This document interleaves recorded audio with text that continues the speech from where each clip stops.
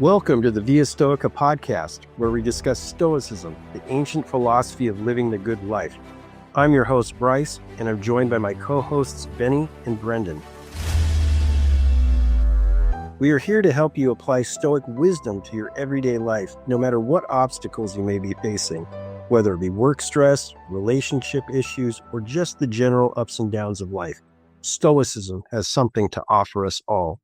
Welcome to the Via Stoica podcast. We're back again, new week, new topic, and I'm here with Brendan. Brendan, how are you doing today? Oh, Benny, I'm feeling pretty good, pretty content. I think I've got enough things in my day, enough things in my life. How are you doing over there? Yeah, I'm doing good. I see what you're doing there. You're just kind of sleekily putting the topic in. Any of the listeners, if you've already heard what the topic might be, Brendan was talking about, then you're very keen ear. Congratulations, but. Yeah, I'm happy to hear that you have enough things in your life, and that is exactly what we're going to talk about today. Enough. It is a concept that really changed my life and my approach to things around me and how I deal with work, with my finances, relationships, with anything. But I'm curious to hear about how you deal with the concept of enough and what is enough. That's what we're going to talk about today, and also how the Stoics look at it and why or whether or if it is an important concept within Stoicism. But Brendan, what are your first thoughts on this topic? Oh man, it's a tough question because I feel like, especially with the Stoics, we could take this in many different directions. Of course, the core idea of Stoicism is focus on what you can control and kind of ignore everything that you can't control. And then the follow up is that only thing you can control are your thoughts, opinions, and actions. Very, very short list of what is enough of what you can control. And I think that theme and that idea resonates throughout Stoicism. It always comes back to what's the simplest thing, what's the smallest thing, what's the one thing you can do, right? So I think this idea of enough is inherently a part of philosophy, overall, but definitely Stoicism. And it's probably the most jarring thing for me personally, because Brendan pre-Stoicism didn't understand the concept of enough. It was always about excess, and always, I was very money focused, and, I wanted a different car for every day of the week and all sorts of nonsense, things that I believed because I thought that was success or something. I don't know what I thought. Philosophy required me to really examine that. Why do I want 7 cars when one gets me from point A to point B just fine? So I think this idea of enough it's freeing more than anything. It's the most freeing thing when I've over time, and I'm still working on it, right? It's still a work in progress, but over time I'm learning more and more about myself and what is enough for me.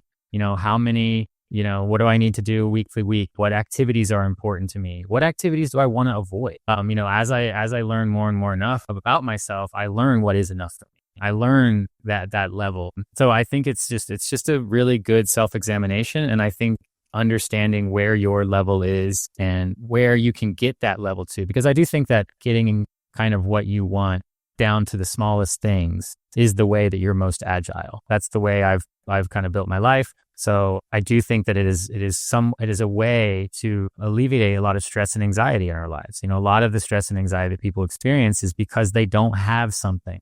But what is it? Seneca says, if you don't want to, worry and you don't want to stress about, don't having things, then don't have them. Because when you have things, as you collect things, it's more things for you to think about. It's more things for you to worry about. So I think it's a very powerful concept about enough, because it gives you a new perspective on the world. Because I do think we live in a society that tells us the more we have, the better. But I'm starting to believe that the less we have, the better. But what about you, Benny? How do you view enough, and what is enough to you? A good setup and good thoughts, right? That's why it's good to have these conversations to really think about these important topics, and especially a concept like enough is something that people don't think about a lot, right? As you said, our success is often measured in having more, making progress, right? That's kind of the capitalistic view of the world. We always have to move forward. We always have to get better and better, but we are not focusing on the right thing, right? The Stoics, they show that we want to get better in our character and our soul. As a human being, that's where we want to get better. And those external things are not really the things that we're looking for. We're not after more cars or more houses and more money.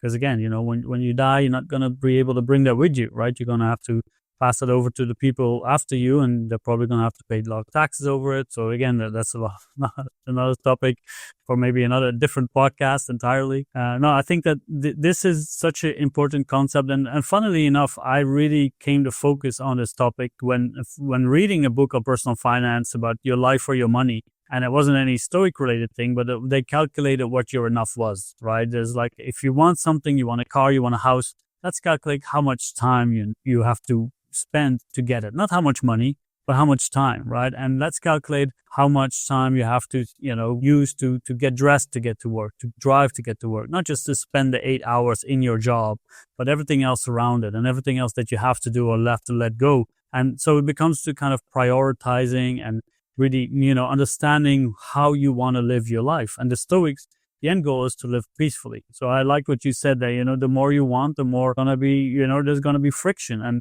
Epictetus is often referred to as the from the dichotomy of control, that's the most important thing. And that's who our Arian starts with. But one of the other things that keeps coming back for Epictetus is dealing with wants and desires and aversions, right? So we have the things that we want and the things that we want to avoid. And that's where we will meet all of those despair, right? That's where we meet all of the things that, the turmoil, the frustration, the anger, the sadness, when we lose things that we don't want to lose, right? And so that's why he has these messages of, remember what you are saying goodbye to, a mortal person, right? So how can you not at one point expect to lose these people or to lose these things, because everything is on loan. And if we want to avoid that loss, or if we want to make sure that we get those wants, that's where we can lose ourselves in the moment, right? Because then we're just living either in fear or in that pure desire. Those are, always these ever moving goalposts that's never going to be satisfied. Because if we keep thinking about more, then having something is going to lead to more, and that's just a vicious cycle. So that's where enough comes into play. And we have these new series of where we talk about Stoic quotes, and the first one that I tackled there was the handbook number 8, because it just speaks to me and it just changed a lot in my life. And it says, do not wish for things to happen as you wished for them to happen, but wish for them to happen as they do happen, and your life will go smoothly.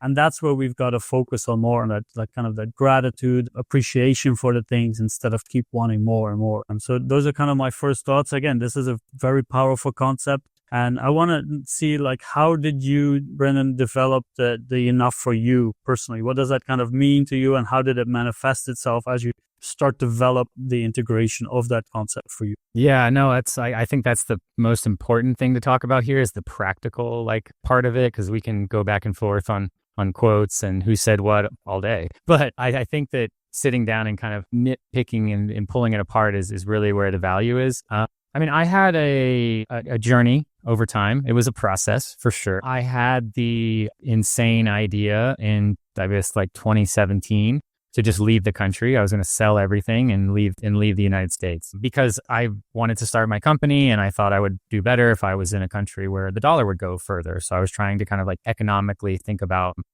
building for the future. So once I understood this, and I didn't leave until 2019. So I had 2 years to basically go through my house, go through my condo, get rid of stuff, and decide what is really important to me. And it was this process of going through stuff where I started to learn what is truly enough for me. I used to think that everything in my house was important to me. I found out very quickly that most of the stuff in my house was not that important to me. And then the biggest realization too was I also had to make some really tough decisions of, okay, I'm going to go travel the world now and I was planning at the time for 2 years. So I'm like, okay, I'm going to be living out of this bag here for 2 years. I need to have all the items in this bag that I need for the next 2 years. The first country we lived in was Colombia. I went there with one very large duffel, another large backpack. It was 300 liters worth of stuff, just for those who are travelers, and that makes sense. And I was in Colombia for 3 months, and then I had to come back to the United States for something. And it was at that point that I said, wow, 300 liters is entirely too much. And I got it down to 75 liters. So I took more than half of the stuff that I thought was super important, that had to be with me on this 2-year journey, and I took it out of the bag, and I never looked back. So for one, how to do this is you just got to start. I think you just have to literally start going through the mess, the random drawer in your house that you haven't looked at in 2 years, the closet that you haven't opened in 6 months.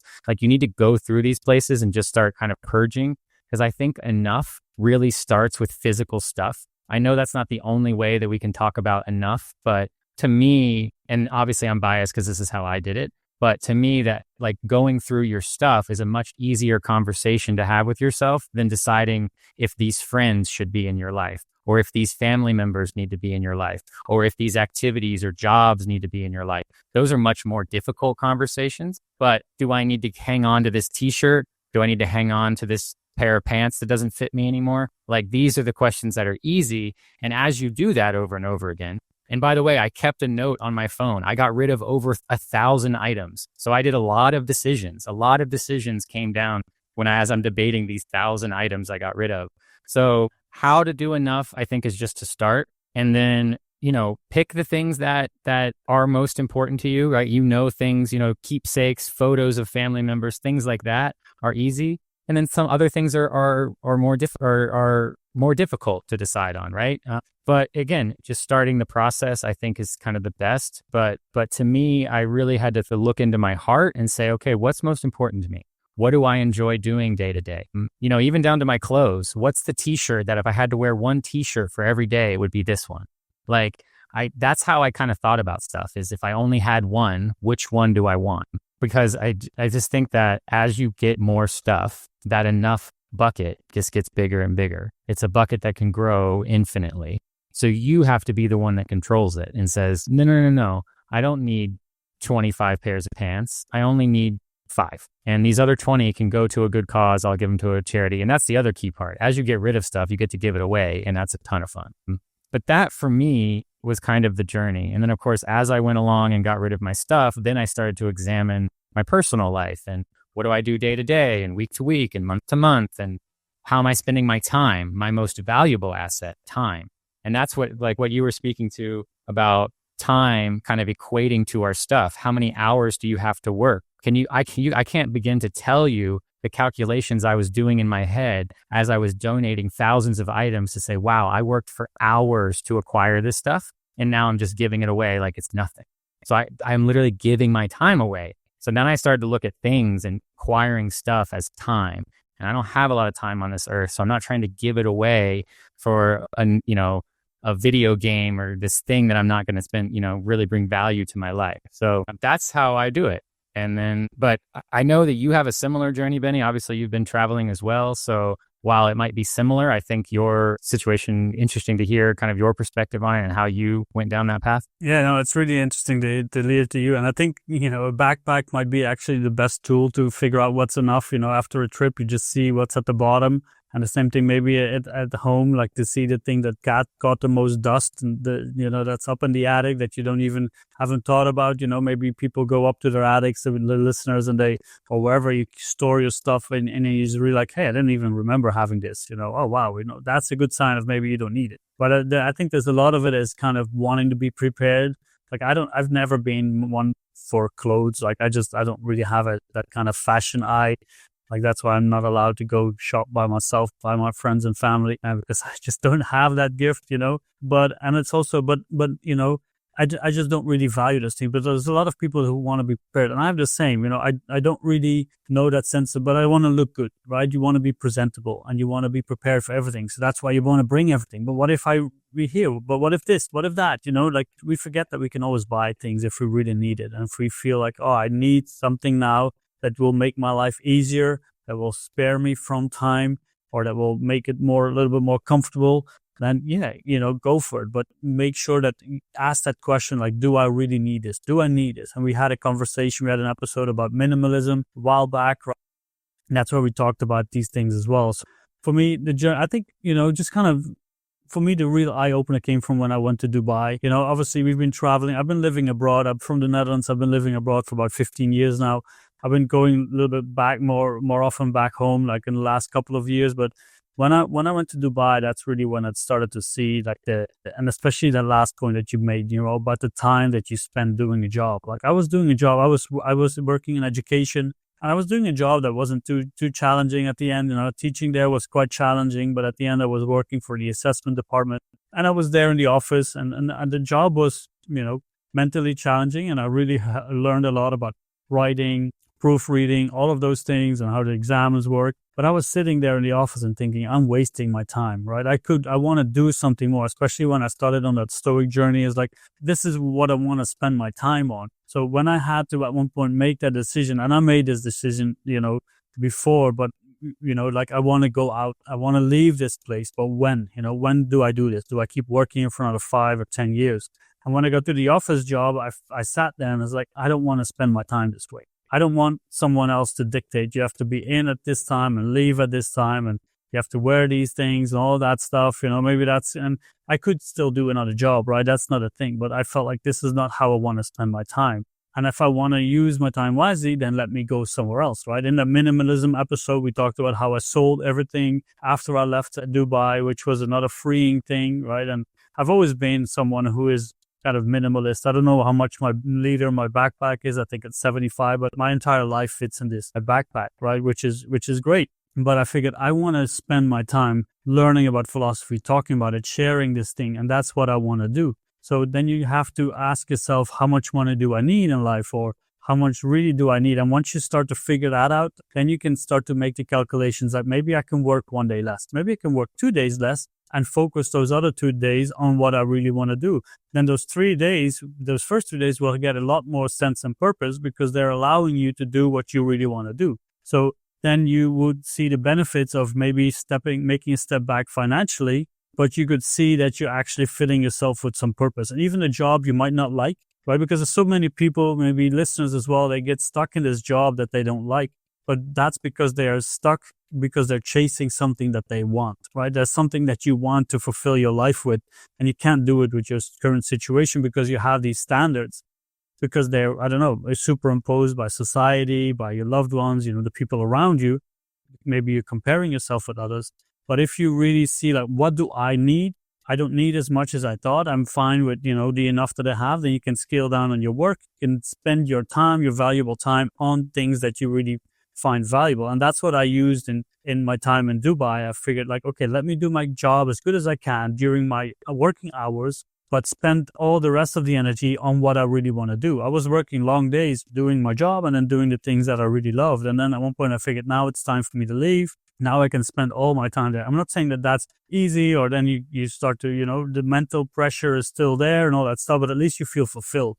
And that's what I figured, like, I want to spend the time how I want to spend it. And so, yeah, we talked about the materialistic stuff, but I think the time, that's really the thing that we worked about. And I've worked with people with coaching as well. They were focused on, the money or the things that they had or whatever, while realizing that they are trapped in this golden cage where you can't get out of. But once you do the maths, and sometimes it does take just simple maths. A lot of people, when we talk about personal finance, people are scared of looking at their bills, looking at their accounts, looking at these things, or the wages, money coming in, money going out. But if you really want to tackle this, and money is a big part of our lives, just doing the simple maths will show you so much more about how you live and how you can reduce all those extras that you don't need to free up so much more time to do what you need. And then you will find out that enough is already available to you. It is that life that you want is already there. So finding out what that enough is for you boils down to what are your principles, what are your values, what are your priorities in life. And a lot of people, like, that's another side effect from traveling. You get to meet a lot of people all around the world. And people want the basic thing. They want shelter, food, safety, all those necessities of life. And I remember being in an island in Costa Rica while there was, like, after it rained, and I saw these kids running around with a little string and a little boat made out of wood, and they were running around in the river, like in the stream that was on the street, and they were having the best time. While now in other parts of the world where we say we are the first world, we have everything we need, people struggle with having a good time. People struggle being by themselves because they need more. Like, oh, I need to have this because they might look at me silly or whatever. These kids didn't care. They were just having a good time with what they had at hand. And I think that's one of those important things as well, to just, be appreciative of what you have right now. That's all you need to live a good life. And if you keep projecting that good life is going to happen, when you reach those fields of gold, even there, you're going to have problems, maybe even more. So yeah, that's kind of my journey. I love how you connected this idea of purpose with enough, like figuring out what is enough based on your purpose. Because, at the end of the day, that's what we should all be trying to pursue, is finding out what our purpose is and then pursuing that thing. And there's just this idea that I guess kind of sent me on my journey of this and trying to understand what's enough, which was like, I was unhappy at a job where I was making a lot of money. And that unhappiness is what led me to quit, to say, I'm out of here. I don't know what I'm doing, but I'm not staying here anymore. And I left with no plan. And then I started to make a little money, significantly less than I was making before. But I was significantly happier. And that was like the unlock for me, was understanding that like what I was doing before, while yes, it gave me the financial security that I wanted, it didn't give me really anything else. So, acknowledging and understanding that, yes, I understand, especially in a society where 60% of people are living paycheck to paycheck, at least in the US, I understand that money is important. But if you can make half of what you're making now, but be significantly happier, I think you should figure out how to do that. Because and I think that's like what Benny was talking about, is sitting down and doing the math. Go through your bank. I think, money is the easiest way to kind of learn about ourselves, because I think the way we spend money represents who we are more than anything else on earth. So go through your bank account, look at your charges, and ask yourself why. Why do I have this? Why did I buy that? Why did I, and if that reason isn't from you, if it's from someone else, oh, I'm doing this because of my parents, or I'm doing this because of my spouse, or do whatever, then you need to examine that and understand truly why you're doing that. Because you could be working a job and you could be unhappy because you say, oh, I need to make this much money per year or whatever. But examine that truth. Do you need to make that much money per year? Is that necessary? Is it worth the trade-off of what you're trading for it? Your unhappiness, your sadness, your stress, your anxiety. Is it worth that trade-off? Most of the time, in my experience, through my own life, my friends, family, coaching clients, etc., it's not. But we have this distorted view of enough. I feel like, at least that's what it was for me. My view of what's enough money, how many houses should I own? How many cars should I own? I was basing that off of other people. I was basing that off of what I saw on TV or what I heard from a colleague or whatever. But when I sat down with myself and had a conversation with myself, it was not that. I didn't need to be this, uber successful CEO of some tech company. I could just be me and have my little podcast and do my thing, and everything can be fine. So I don't know. I just think there's so much influence here with this idea of what is enough. I think we get wrapped up in the idea of I have to have this thing, whatever the new hot topic, hot item is. Like, I got to have this, and now I have to go work for this thing. And the whole time that you're working to get the thing, you're not realizing that you're putting yourself through hell. You're not realizing that you're putting yourself in a situation that doesn't bring you joy and happiness, that just brings you stress and anxiety. So the idea of getting to enough is start with the basics and then move forward as best you can. But at the end of the day, just try. And trying and just listening to this episode, for starters, is a great place to start, because you at least have the awareness that you want to figure out what is enough. You want to make some changes in your own life to figure out, to get more in line with your values. And that's a good place. And if you want to talk to someone about this, we do have free consultations on viastoica.com. We would love to talk to you about this and just have a free 30-minute little chat about it. I think that's a great way to do it. But if you don't want to do that, find a friend. Maybe you guys figure it out together. What is your enough, friend? What is my enough? Let's find out together what that might be, because finding this out makes a lot of things in life a lot easier. It has for me, and I think it can do the same for you. Would you agree with that, Benny? Do you think that finding your enough and understanding your enough has made your life easier? Most definitely. Also, just getting you where you talked about getting to the basics, but also understanding what that word means to you, like enough. And then we want to see what does success mean to me? What does failure mean to me? So getting those definitions straight, what do those concepts mean? Because we hear them thrown around all the time, and a lot of the times, and even with purpose, right? What does that mean to me?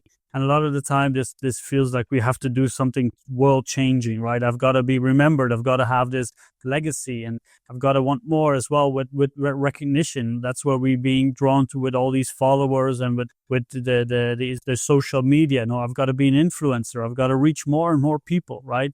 But sometimes one person is enough to reach, and maybe even not even want to be an influencer. Sometimes the most influence you can have is just being yourself. And again, that's another question that you've got to ask. Like, what do I want from purpose? Sometimes it's, I want to be I want to have this real, pursuing this career that I have because I feel that that's who I am. That's what I've got to do. Great. Make sure that you do it for the right reasons. Ask yourself those questions. And also if it doesn't happen, make sure that you are fine with that as well, that you've done your best.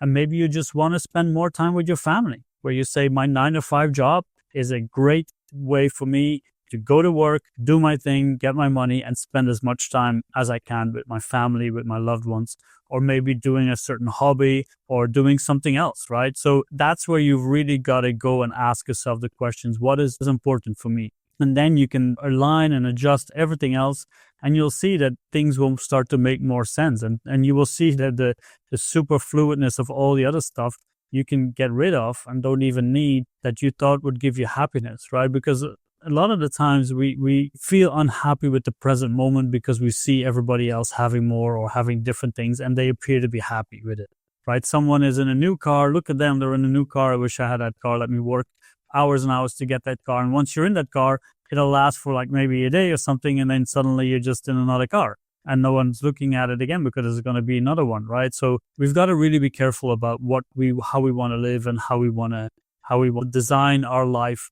in a way that we really feel valuable, that we see that when we are living those last dying seconds of our life, we can look back and it's like, I've spent it well. I've spent it exactly the way I wanted to live it without being influenced by comparison or by other people, but I did exactly what I wanted to do. I made mistakes.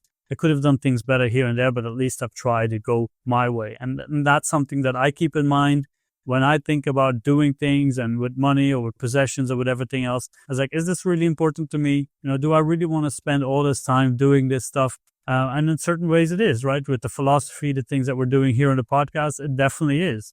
For me, at least, that's what I feel like I should be doing. And I want to spend as much time doing it. Sometimes I do a little bit too much, so I've got to rein down and then, do the enough thing there as well. But I feel like that's something that I want to do. So I just spend my time there. And then, obviously you got to, there's consequences to your decision. So you accept those and say, I'm fine with that, right? Because this is how I want to live my life. At the end of the day, that's what it's about. You want to be able to look back and you can practice that at every day before you go to sleep. Did I spend this day the way I wanted to spend my life? Yes, I did. Great. Then, go to sleep peacefully and wake up the next day, hopefully, and do the same thing. So, and then at the end of your life, you have all these days where you look back, it's like, I did exactly what I wanted to do. Then you could say, I did exactly what I wanted to do in my life. So those are kind of my final thoughts on this topic. I could talk about this for hours. And we've been talking about this in the background as well for hours as well, about enough and all these things. But what are your final thoughts on this, Brent? Yeah, well said there, Benny. For me, and my final thoughts is, first, one thing we didn't discuss is this idea of us being enough, right? Am I enough? Am I showing up enough? And you are. You're showing up here. You're listening to this. You're trying to improve yourself, and you are. But one thing to remember, and for those that join us on the spaces, you might remember it from that. But time is our most valuable asset. And everything that you acquire, everything that, all the material things or the services that you pay for are in exchange of time. And do you want to be giving away your time that easily for things that aren't, gratefully improving your life, or at least bringing some value to you or your loved ones? So I do think that this can be a very nice way, understanding what is enough for me is from a material perspective, what is enough for me from a social perspective, like what do I need in my life? Like the more you can learn about yourself, the easier life gets, the less anxiety and stress you have. And then the more you understand others and the more you can connect with others. And ultimately that's the goal, right? The goal is, whether you're talking about philosophy or Stoicism specifically, is to just have connection with other humans. And the best way you can do that is have all the extra time to do that. So I think it's a very important concept to understand what is enough to you, what is your kind of bare minimum, what is your ideal scenario, that sort of things. But yeah, time is our most valuable asset. I will say it again. So make sure you're not squandering it and giving it away for no value, for no reason. Yeah, that's great stuff, and I wanted to highlight one thing that you said, you are enough. I think that's something that I'm happy that you brought that up and stressed that as well. So any of the listeners, you are enough. And again, if you want to talk to us, you can schedule a free consultation, 30 minutes, and we will talk to you. Or we have other things, workshops or spaces or anything where you want to listen. And obviously listen to the podcast, subscribe, rate, all of that great stuff. That would really help. But for now, thank you very much. And we'll hopefully see you in the next episode. Thank you for listening to the Via Stoica podcast. If you have enjoyed this episode, please consider subscribing, rating, and leaving a review. Your feedback will help us reach more like-minded people on the journey to self-improvement. If you want to get in touch with us or find more information, you can go to viastoica.com, your one-stop platform for all things Stoicism and living better.